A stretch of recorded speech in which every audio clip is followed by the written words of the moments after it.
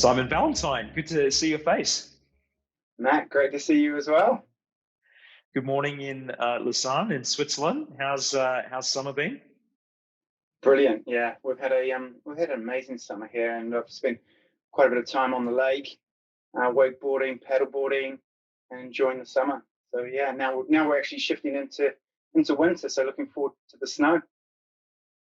Well, it's sort of parallel worlds here. So I'm obviously in your birth country, New Zealand, at the southern end, and it's snow on the hills. I'm looking forward to summer actually. Yeah, no, you're in a beautiful part of the world, and probably one of the most safest places in the world as well.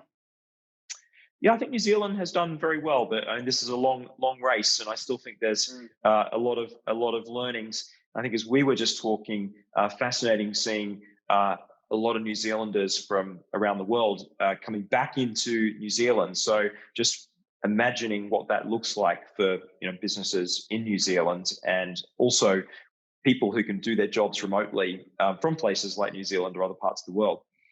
Exactly. Yeah. Simon, we were talking before about purpose, and you've been supporting a community, which you were saying is 250 people, but has been growing just around people making transition. And I think I said to you, obviously this is a pretty important role to guide these people, but you picked up on the greater aspect of purpose. Tell us more about what's on your mind.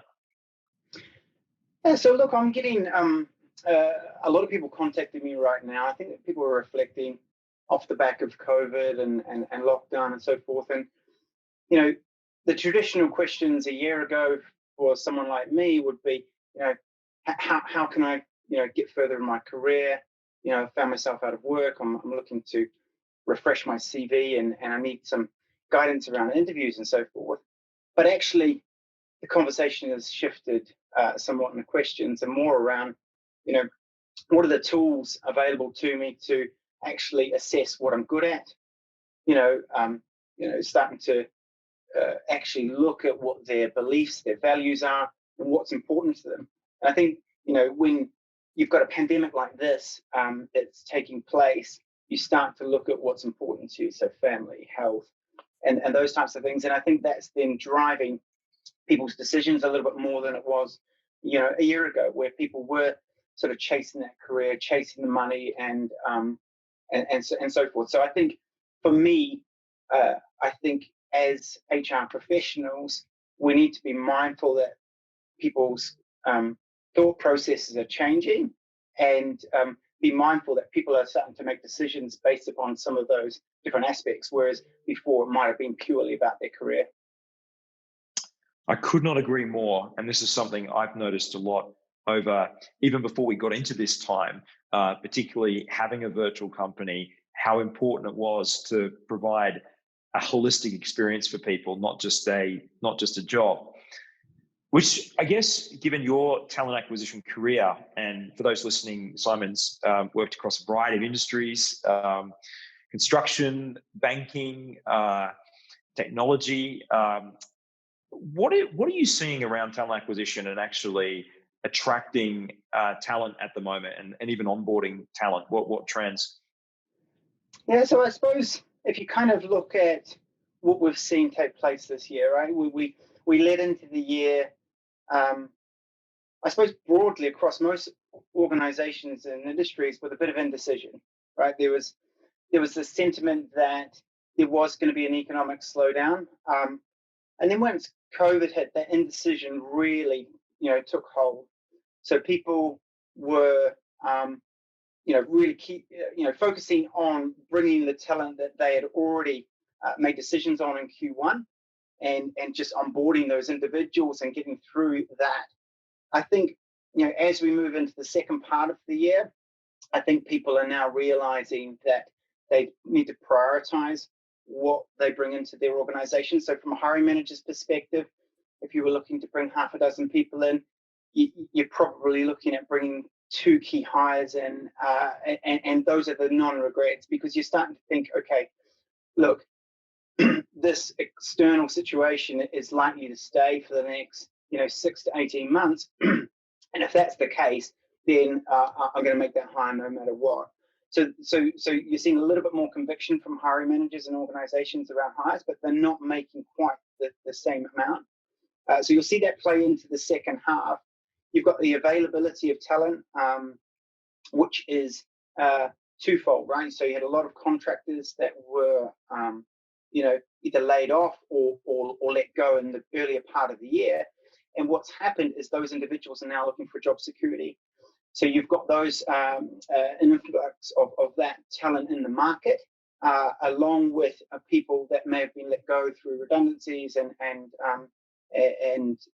downsizing of some organizations. So as we go into sort of the beginning of 2021, I think some organizations are going to start to think about, okay, well, if this is the new way of operating, I'm holding relatively high cost individuals and they are working remotely. So I think throughout 2021, people are going to start to question whether it is the right decision to have high cost individuals in remote locations working remotely. And that will lead into 2022, in my mind, where you'll start to see real decisions around some of particularly the medium to large organizations, where they're looking at their location strategy as it relates to kind of hubbed locations and slightly lower cost, or investing really heavily into the technology to support the remote nature. But on the other side of it, when you look at hiring managers, their decision making has changed over the last sort of 3 months as well. I think there were a lot of hiring managers were sort of saying, this is the location of the role. That's shifting. The broadening of that location is now there, but that's putting stress on infrastructure. And what I mean by that, if you think about recruitment teams, the way that they're organized, they're not always organized in a global nature. So if you're suddenly saying hire globally, you've got agencies that may only operate in Europe, some in Asia, teams in Europe and Asia. So you've all of a sudden got that complexity. And you've also got the technology that support a lot of these things around HR technology or recruitment technology that are limited in the way that they actually perform. So, if you're lucky to be in an organization where you've got an enterprise global technology to support it, that's great. But a lot of organizations have sort of, franchised or kind of regional technology structures. So all of a sudden you can't have a hiring manager working across two systems and two different teams. So those are the things that I'm seeing sort of play out. And I think it'll be really, really interesting leading into 2022 for sure. Do you think we're also reimagining productivity and performance out of roles? Before, when we would see more people in the office, but now obviously in hybrid situations or complete virtual situations where potentially we're being more precise around outcomes in roles? I think it's a good point. I was thinking about that this morning. I was just, I'll be really interested to see some of the research that comes out around productivity, because I think there's two trains of thought here.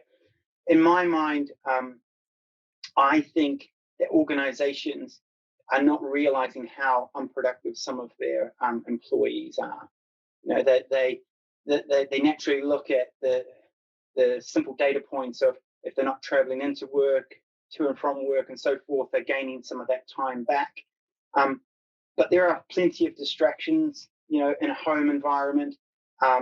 The sort of one-to-one nature of video interaction is a little bit more inefficient than sometimes when you're face to face.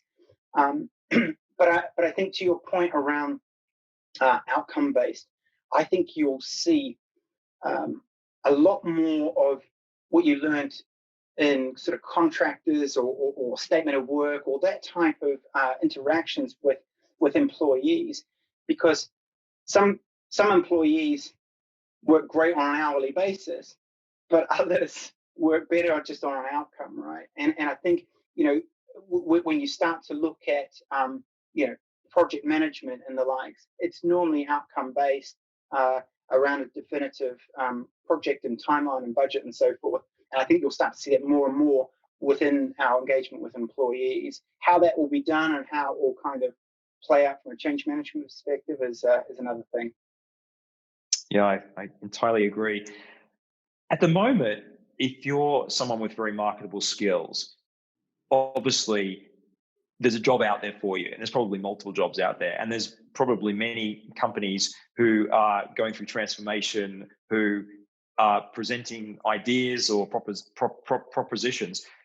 You talked on this before about the importance of purpose, but how do people make clear decisions around their next job when they're coming out of a job through this period? So I think you need to make informed decisions, and to be informed, you need to really know what all the data points are. And I think, you know, we talked earlier about this community I created during lockdown around, supporting people in their careers. And one of the things that we're talking about this week is being proactive. So whether you're a hiring manager or whether you're a candidate, if you can be proactive throughout this time, what happens is it means that you can be in the minds of a hiring manager as they're going through their scenarios. So as I mentioned earlier, if you've got half a dozen roles that you were looking to hire in the second half of this year, you're likely only to be hiring the top two, and you're prioritizing those.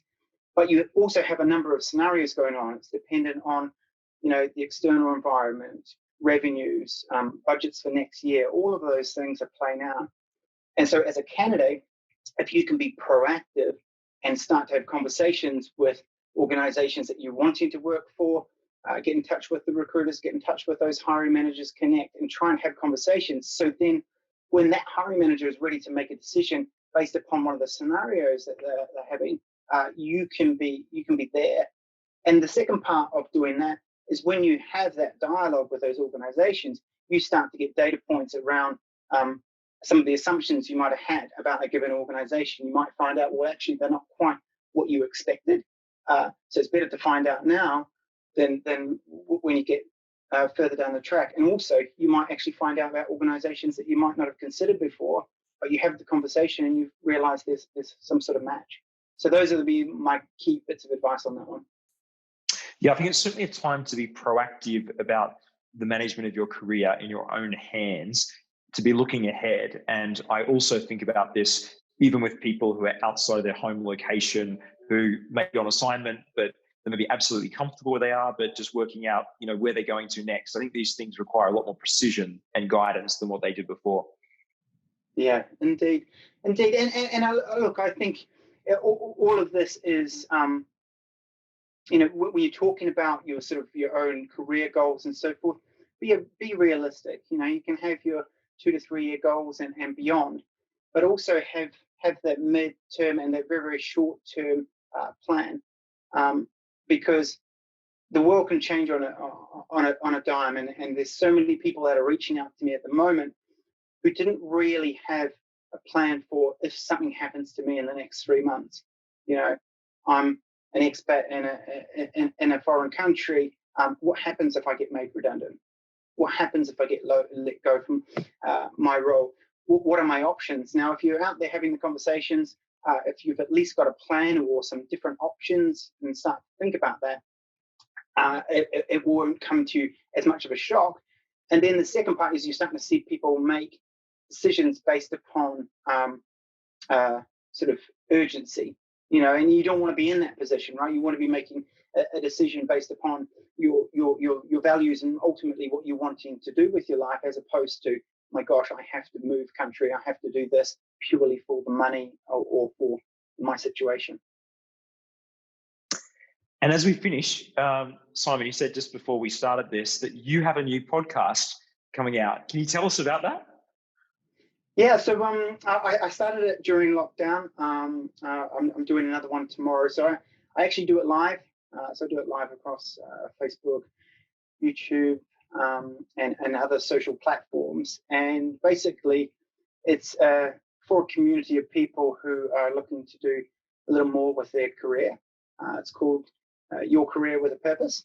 And I often bring people who I've worked with throughout my career. So, great talent acquisition and recruitment experts. And the intent of it is to have a dialogue. We have Q&A, so people can come and ask questions of us. and we give the free advice out there. And then I upload it to a number of different podcasts as well, so people can digest it at their will. Well done, man of many talents, Simon Valentine in Switzerland. Thanks for your time, Simon. Thanks, Matt.